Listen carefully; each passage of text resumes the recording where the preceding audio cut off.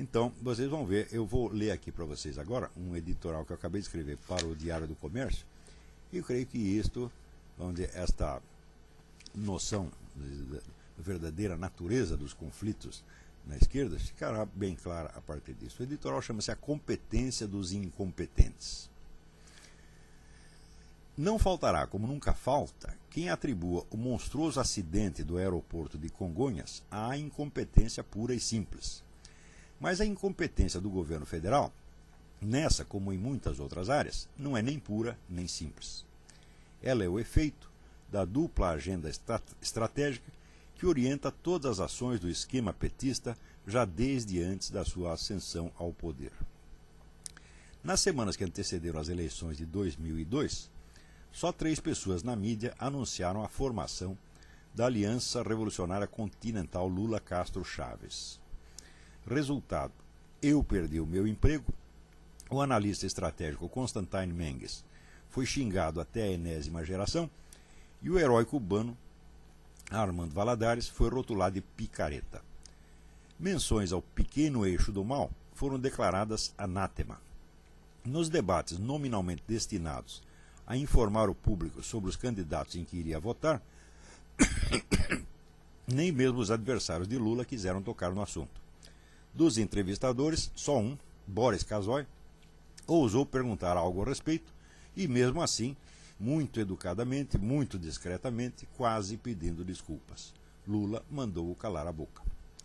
Ao longo dos 2 mandatos lulianos, o eixo que já vinha sendo preparado nas reuniões do Foro de São Paulo desde 1990 tornou-se uma realidade patente, e nenhum dos iluminados que o haviam negado apareceu na mídia confessando-se um idiota ou um mentiroso contumaz. Todas as ridículas tentativas do governo George W. Bush de jogar Lula contra o esquema castro-chavista só serviram para provar a solidez da aliança revolucionária, não só entre aqueles 3 governantes esquerdistas, mas entre todos os membros do foro, inclusive as Farc e outras organizações criminosas. Mas numa campanha eleitoral, a duplicidade moral consiste apenas em dizer uma coisa e fazer outra. Uma vez eleito, o sujeito tem de governar, e aí a incongruência entre a fala e os atos torna-se discordância entre 2 séries de atos, uma destinada a implementar os objetivos nominais do seu governo, outra a realizar as finalidades secretas ou discretas do esquema de poder que o elegeu. De um lado, trata-se de administrar o país relativamente bem para se manter alto nas pesquisas. De outro, busca-se desmantelar o Estado e a própria sociedade para que o Partido Revolucionário possa se sobrepor a ambos e engoli-los. Não se pode dizer que o governo Lula tenha 2 cabeças, porque só uma cabeça única e bem organizada pode coordenar esse delicado e complexo jogo duplo. Mas o processo tem um limite natural.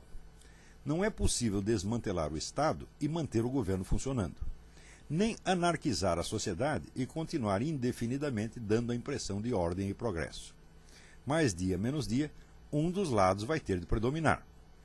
A lógica interna da estratégia revolucionária espera que esse momento só chegue quando as forças populares, entre aspas, estiverem prontas para rasgar a sua própria máscara e partir para a tomada ostensiva do poder.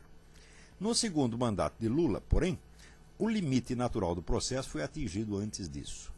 O Estado e a sociedade já estão bagunçados de alto a baixo, mas a esquerda radical não está madura para o grande golpe.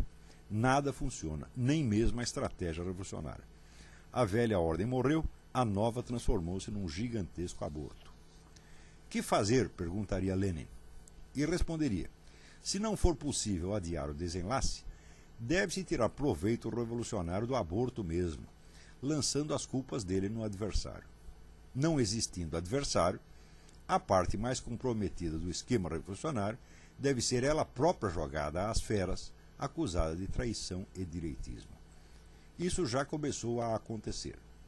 Não havendo uma direita capaz de liderar a revolta popular contra o pior governo brasileiro de todos os tempos, essa revolta será muito provavelmente capitalizada pelo mesmo esquema esquerdista que o gerou. Se o próprio Lula tiver de ser sacrificado para esse fim, não haverá aí surpresa nenhuma.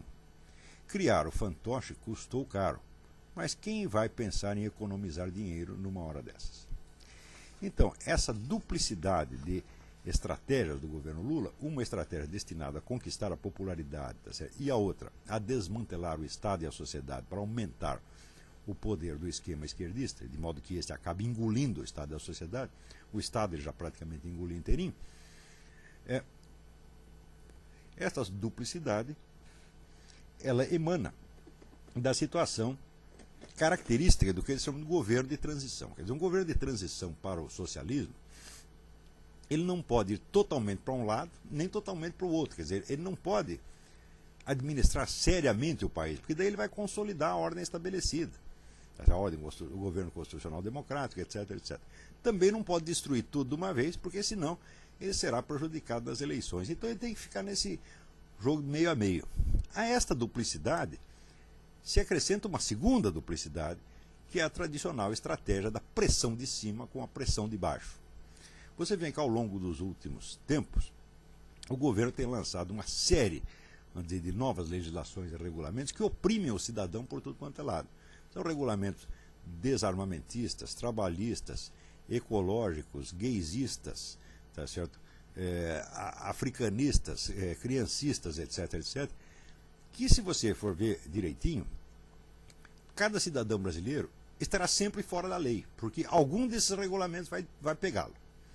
Tá certo? Então, se todos os cidadãos são colocados fora da lei, tá certo? Isso automaticamente coloca o governante na posição confortável de que ele pode destruir qualquer pessoa ou grupo que ele deseja a qualquer momento. Então só resta selecionar quais que lhe interessa destruir e quais que lhe interessa manter. Ao mesmo tempo que existe esta pressão de cima, quer dizer, você vai acumulando regulamentos cada vez mais opressivos sobre o cidadão, você dá rédea solta aos bandidos. E dá rédea solta aos bandidos por um motivo muito simples. O governo tem essa parceria política com as Farc, que está bem documentada, não só nas atas do Foro de São Paulo, mas na constante troca de mensagens, em que um fica fazendo agradinho no outro, e também nas constantes visitas em que os líderes das Farc são bem recebidos e protegidos.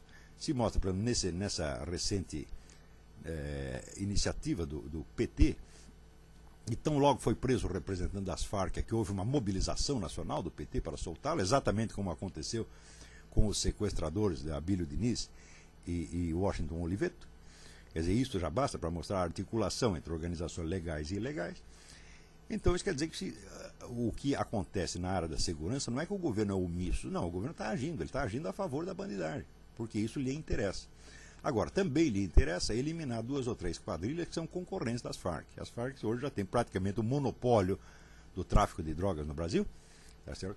Mas havia ainda umas outras quadrilhas antigas que provavelmente não quiseram entrar no jogo da Farc, então essas são perseguidas e o governo então mostra lá os traficantes presos, né, para se glorificar de estar restaurando a ordem e a justiça. Mas o fato é que a prova de que não está restaurando a ordem coisíssima nenhuma é que o Brasil é o único país do mundo onde o tráfico de droga está crescendo. No mundo inteiro ele está estacionário. No Brasil, segundo dados da ONU, ele cresce 10% ao ano. Tá certo? É uma coisa absolutamente escandalosa. Agora, isso aí é fruto da incompetência pura e simples? Bom, pode ser incompetência, mas novamente não é pura nem simples. Ou como diria Shakespeare, por trás dessa loucura existe um método.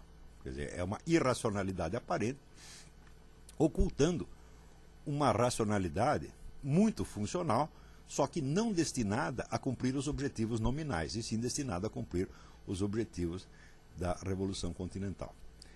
Muito bem, isso quer dizer que neste processo, vamos dizer, de tomada de poder pelas organizações de esquerda, a parte, vamos dizer, da hegemonia cultural já está realizada desde a década de 80. Isso quer dizer que na década de 80 a esquerda já dominava 100% das redações, do movimento editorial, do sistema de ensino e de todos os canais de ação cultural que existem. Tá certo? Hoje em dia, essa esquerda revolucionária já domina o Estado. Quer dizer, o Estado brasileiro tornou-se um apêndice e função do próprio PT. Quer dizer, o PT se sobrepôs ao Estado, é o partido Estado. Tá certo? Então, isso quer dizer que e também o processo de desmantelamento da ordem social, tá certo, já está muito avançado. Tá certo? Agora, faltou, vamos dizer, às organizações de massa de esquerda estarem prontas para o grande golpe, para a tomada do poder, para a insurreição. Eles não estão prontas para isso ainda, porque o território é muito grande. Por mais que o MST cresça, MST, CUT, etc., ainda falta alguma coisa. Então isso quer dizer que o governo Lula até que conduziu as coisas muito bem do ponto de vista, não do interesse nacional, mas do ponto de vista da estratégia revolucionária. Mas, como disse, alcançou um limite natural.